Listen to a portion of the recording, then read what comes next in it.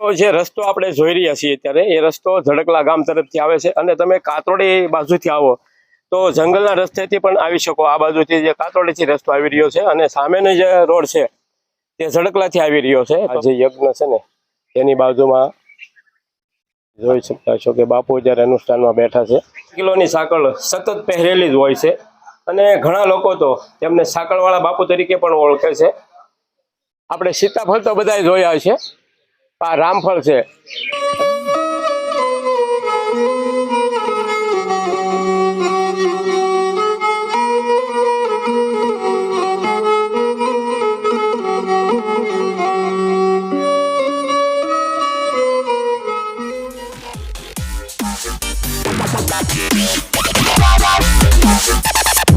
અમે તારા નામની ને સાહેબ તારા ધામની રે હુણી રે દખાવી બેલી અમે તારા નામની અમે નમસ્કાર મિત્રો, સ્વાગત છે તમારું અમારી ચેનલ લોહંગ ટ્રાવેલમાં। તો મિત્રો હાલ અત્યારે આપણે ઉપસ્થિત છીએ જેસર તાલુકાના ઝડકલા ગામે કે જ્યાં જંગલની અંદર એક સરસ મજાનું રામધામ આશ્રમ આવેલો છે। આશ્રમ એક ડુંગરની જે ગિરિમાળા છે તેની વચ્ચે આવેલો છે આશ્રમ, જેની અંદર શ્રી કૃષ્ણભંજન હનુમાનજી મહારાજનું મંદિર આવેલું છે।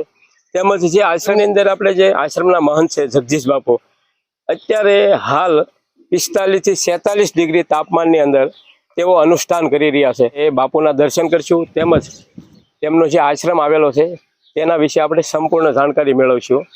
તો જોડાઈ રહેજો વિડીયોમાં અને વિડીયોને પૂરેપૂરો જોજો, જેથી તમને એક કુદરતી સૌંદર્યથી ભરપૂર અને સરસ મજાનો આશ્રમ જોવા મળશે।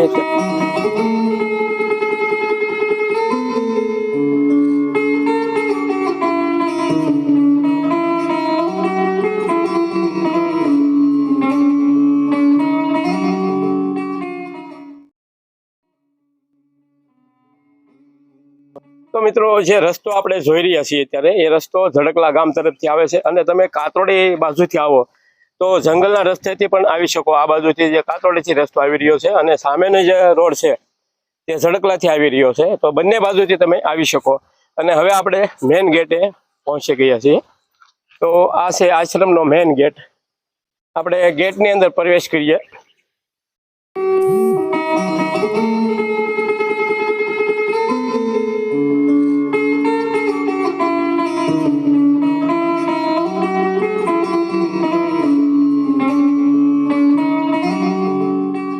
સુંદર દ્રશ્ય લાગશે તમને। પહેલા તો આશ્રમની અંદર તમે પ્રવેશ કરશો એટલે સરસ મજાની તમે ડાબી તરફ જોશો તો એક ગૌશાળા આવેલી છે ત્યાં, ત્યારબાદ અન્નપૂર્ણા ભવન। અહીં ભોજન પણ દરરોજ જે ભાવિ ભક્તો આવે છે દર્શને તેમની માટે ભોજનની વ્યવસ્થા છે અને રાત્રિ રોકાણ કરવું હોય તો રાત્રિ રોકાણ માટે પણ વ્યવસ્થા કરવામાં આવેલી છે।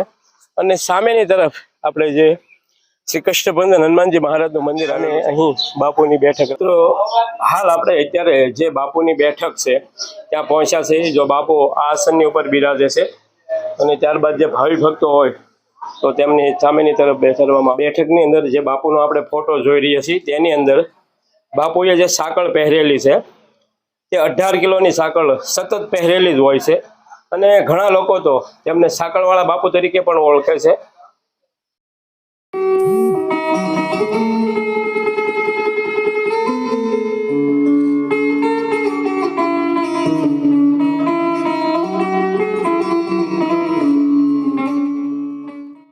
જે કષ્ટભંજન હનુમાનજી મહારાજનું મંદિર છે તેમના દર્શન કરી લઈએ। તમે મંદિરમાં જોશો તો સરસ મજાના હનુમાનજી મહારાજ બિરાજી રહ્યા છે, તેમજ તમે ગદા જોશો તો સરસ મજાનો જે કવર ચડાવવામાં આવ્યો છે ગદાને। તો આપણે આજે શનિવાર અને શનિવારના દિવસે આપણે તેમના દર્શન કરી અને ધન્ય બનીએ। અને હવે મિત્રો આપણે જઈ રહ્યા છીએ જ્યાં બાપુ અનુષ્ઠાનમાં બેઠા છે અને ત્યારબાદ આપણે જોશું તો બાપુએ જુદી જુદી જગ્યાએ અનુષ્ઠાન માટે જે કુટીરો બનાવેલી છે તે આપણે જોઈ રહ્યા છીએ। અત્યારે આ બાજુ એક કુટીર બનાવવામાં આવી છે અને ત્યારબાદ અત્યારે હાલ જે બાપુ અનુષ્ઠાન કરી રહ્યા છે આપણે જોઈ શકીએ છીએ કે અત્યારે જો બાપુ અત્યારે આ જે યજ્ઞ છે ને તેની બાજુમાં અહીંયા આપણે જોઈ શકતા છો કે બાપુ જ્યારે અનુષ્ઠાનમાં બેઠા છે, ત્યાં આપણે જઈશું અને બાપુના દર્શન પણ કરીશું અને જે યજ્ઞકુંડ બનાવ્યો છે તેના પણ આપણે દર્શન કરીશું. યજ્ઞકુંડ બનાવ્યો છે તેના પણ આપણે દર્શન કરીશું.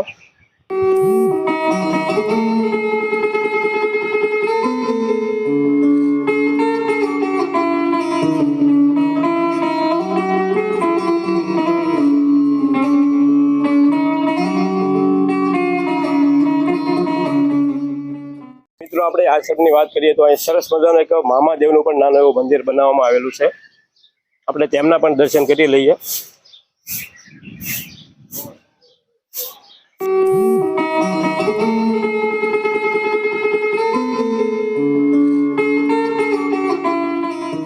દેવના દર્શન કર્યા ત્યારબાદ આપણે જોઈશું તો અહીં એક સરસ મજાનું ઘણા મિત્રોએ નહીં જોયું હોય રામફળનું ઝાડ આવેલું છે. હું તમને બતાવી દઉં નજીકથી કે રામફળ કેવા હોય છે. આપણે સીતાફળ તો બધાય જોયા છે, આ રામફળ છે. અને જે મિત્રોએ જોયું હોય ઝાડ તો કોમેન્ટમાં જરૂર બતાવજો. તો સરસ મજાનું આશ્રમની રામફળનું પણ એક ઝાડ આવેલું છે. તો અત્યારે રામફળ ઘણા બધા રામફળ આવેલા છે. હું તમને નજીકથી રામફળ બતાવી દઉં કે કેવું હોય રામફળ. આ રામફળ છે. તો મિત્રો અત્યારે આપણે જઈ રહ્યા છીએ જે જગદીશ બાપુ જે આ ડુંગરની જે ખીણ છે ત્યાં સરસ મજાનો એક ધૂણો બનાવવામાં આવેલો છે ને તેની આગળ ત્યારે તપ કરી રહ્યા છે.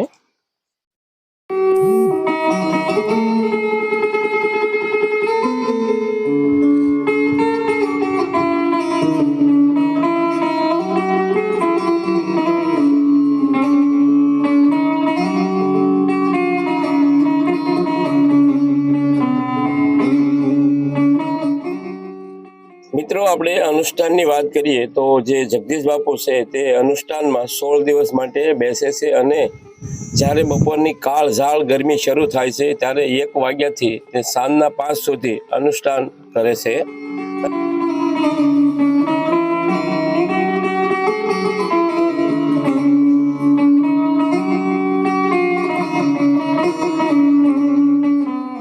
એ ધૂણી રે દખાવી બેલી અમે તારા નામની ને સાહેબ તારા ધામની રે. ધૂણી રે દખાવી બેલી અમે તારા નામની અમે તારા. એ ધૂણી રે દખાવી બેલી અમે તારા નામની ને સાહેબ તારા ધામની રે.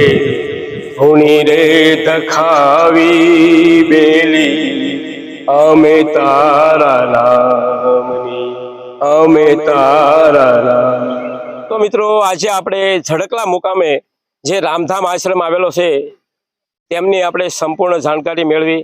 તેમજ આજે શનિવારના દિવસે કષ્ટભંજન હનુમાનજી મહારાજના પણ દર્શન કર્યા. તેમજ અત્યારે હાલ 45 થી 46 ડિગ્રી તાપમાન અને તેની અંદર શ્રી જગદીશ બાપુ અહીંના મહંત અત્યારે અનુષ્ઠાન કરી રહ્યા છે અને તે પણ કાળઝાળ ગરમીની અંદર. તો તેમના પણ આપણે આજે દર્શન કર્યા. તો કેવો લાગ્યો આ વિડીયો કોમેન્ટ કરીને જરૂર બતાવજો અને કોમેન્ટમાં તમારો અભિપ્રાય પણ આપજો. અને આ વિડીયો તમને પસંદ આવે તો વિડીયોને લાઈક જરૂર કરજો, તમારા મિત્ર મંડળને શેર પણ કરજો જેથી તે લોકો પણ જોઈ શકે.